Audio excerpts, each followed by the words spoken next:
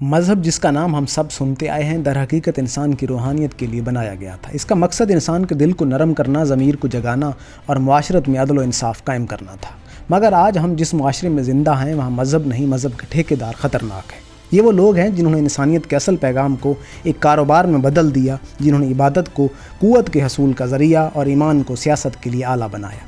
معاشرہ آج اتنا متشبع اور متشدد کیوں ہے؟ اس کی جڑیں صرف اس بات میں ہیں کہ مذہب کے اصل پیغامات کو سمجھنے یا عمل کرنے کی بجائے لوگ اس کے نام پر طاقت، دولت اور اثر و رسوخ کے لیے سرگرم ہیں۔ یہ ٹھیکیدار چاہے وہ تعلیمی اداروں میں ہوں، میڈیا میں ہوں، سیاست میں ہوں یا مذہبی تنظیموں میں، سب کا مقصد صرف اپنی مرضی نافذ کرنا ہے، اور اس کے لیے وہ مذہب کے تصور کو اپنی مرضی کے مطابق گھماتے ہیں۔ جب مذہب کا اصل مقصد محبت، ہمدردی اور انصاف ہوتا ہے تو یہ ٹھیکیدار اسے خوف، الزام اور کنٹرول کے آلے میں بدل دیتے ہیں۔ بچے جو پہلے کھیل کود اور سچائی سیکھتے، وہ آج خوف، اندیشہ اور شرطوں کے ساتھ پروان چڑھ رہے ہیں۔ نصاب میں شامل مذہبی تعلیمات کو صرف اقتدار کی زبان میں ڈھال کر پیش کیا جاتا ہے تاکہ ہر انسان جو سوال کرے وہ غیر ضروری اور خطرناک قرار پائے۔ استاد جو خوف زدہ ہے، والدین خوف زدہ ہیں اور پورا نظام خوف کی بنیاد پر چلتا ہے۔ اسی خوف کی بدولت وہ لوگ جو مذہب کے ٹھیکیدار ہیں کسی بھی سوال یا اختلاف کو بدعت، کفر یا مخالفت کے مترادف قرار دیتے ہیں۔ ہم سچ بولنے والے کو تنہا کرتے ہیں اور جھوٹ بولنے والے کو کامیاب۔ ہم نے عبادت کو معمول بنا دیا اور ایمان کو ایک ڈھانچہ جس میں لوگ داخل ہوں اور بغیر سوچے رہیں۔ انسان کی فطرت میں سوال پیدا کرنے کی صلاحیت موجود ہے، مگر مذہب کے ٹھیکیدار اس سوال کو خطرہ سمجھتے ہیں۔ وہ چاہتے ہیں کہ لوگ صرف سنتے رہیں، دہرائیں اور عمل کریں، کیونکہ سوچنے والا انسان کسی کے قابو میں نہیں رہتا۔ یہی وجہ ہے کہ معاشرہ اندر سے بیمار ہے۔ لوگ اپنے ضمیر پر عمل کرنے کی بجائے سماجی دباؤ اور خوف کی زنجیروں میں جکڑے ہوئے ہیں۔ ہمیں بتایا جاتا ہے کہ یہ راستہ صحیح ہے، یہ اصول درست ہے، یہ شخص مقدس ہے، اور جو کچھ تم سوچو وہ غلط ہے۔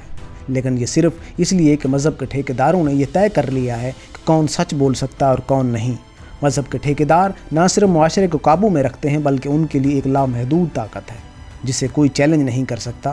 لوگ عبادت میں الجھ جاتے ہیں، تقریبات میں مصروف ہو جاتے ہیں، مگر اصل سچ سے روگردانی کرتے ہیں۔ ہم نے دیکھا کہ نسلیں بڑی ہوتی ہیں، نصاب اور تعلیم میں مذہب سکھایا جاتا ہے، مگر اس کے اصل مقصد سے پردہ ڈال دیا جاتا ہے۔ بچوں کے ذہن خوف، الزام اور پابندی میں بند ہوتے ہیں۔ وہ سوال نہیں کر سکتے کیا صحیح ہے اور کیا غلط، کیونکہ سوال کرنے والا خطرہ ہے۔ ہم نے اپنے معاشروں میں ایک ایسی فکری غلامی پیدا کر دی جس میں لوگ ظاہر میں مذہب کے پیروکار ہیں مگر حقیقت میں اندھی تقلید اور خوف کے غلام۔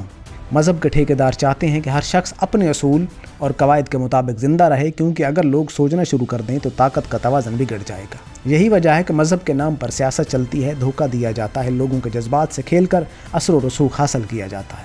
جو لوگ سوال کرتے ہیں وہ محض تنقید کرتے ہیں، وہ خطرہ بن جاتے ہیں اور نظام کے لیے قبول نہ کیے جانے والے۔ مذہب کے ٹھیکیدار اپنے اثر کو قائم رکھنے کے لیے معاشرے میں فریب، دوغلاپن، منافقت اور خوف کی بنیاد پر ماحول پیدا کرتے ہیں۔ یہی وجہ ہے کہ لوگ محبت، ہمدردی اور انصاف کی تعلیم کے باوجود خود غرض، خوف زدہ اور منافق ہو جاتے ہیں۔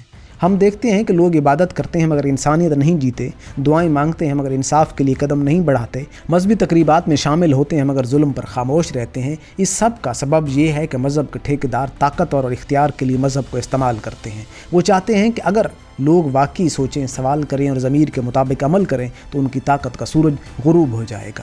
یہی وہ فکری زہر ہے جو ہر نسل میں منتقل ہوتا ہے۔ نسلیں تعلیم حاصل کرتی ہیں، نصاب پڑھتی ہیں مگر شعور نہیں پڑتا۔ ہم نے مذہب کو ایک کاروبار بنا دیا جس میں لوگ اپنے فہم اور عقیدے کی بنیاد پر نہیں بلکہ خوف اور دباؤ کی بنیاد پر زندگی گزارتے ہیں۔ نوجوان نسل خواہ علم کی تلاش میں ہو، خواہ اپنی روحانیت میں، وہ صرف ہدایات پر عمل کرنے والے بنائے جاتے ہیں، کیونکہ سوال کرنے والا خطرہ ہے۔ ہم نے مذہب کو قدرتی اصولوں، اخلاقیات اور انصاف کے آلے سے ہٹا کر طاقت، سیاست اور معاشرتی قابو کے آلے میں بدل دیا۔ یہی وجہ ہے کہ معاشرہ اندر سے زوال پذیر ہے۔ لوگ صرف شکل و صورت اور روایات کے قائل ہیں، حقیقت سے بے بہرہ ہیں۔ مذہب کے ٹھیکیدار چاہتے ہیں کہ لوگ اندھے ہو جائیں، سوچنے کے قابل نہ ہوں تاکہ وہ آسانی سے قابو پا سکیں۔ اگر کوئی شخص سوال کرے تو اس کے خلاف سازشیں تیار کی جاتی ہیں، اسے بدنام کیا جاتا ہے اور کبھی کبھی ساری زندگی اس کی سچائی پر پردہ ڈال دیا جاتا ہے۔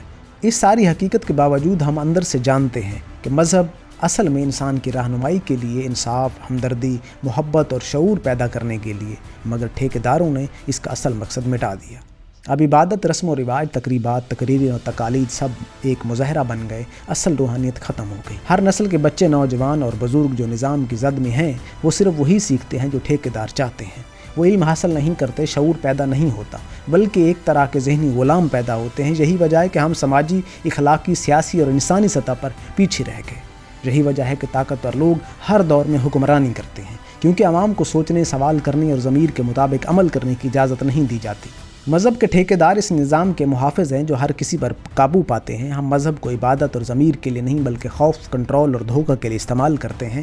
یہی وہ سچائی ہے جو ہر سوچنے والے انسان کو اندر سے جھنجھوڑتی ہے، اور یہی وہ حقیقت ہے جسے ہم سب کو سمجھنا ہو۔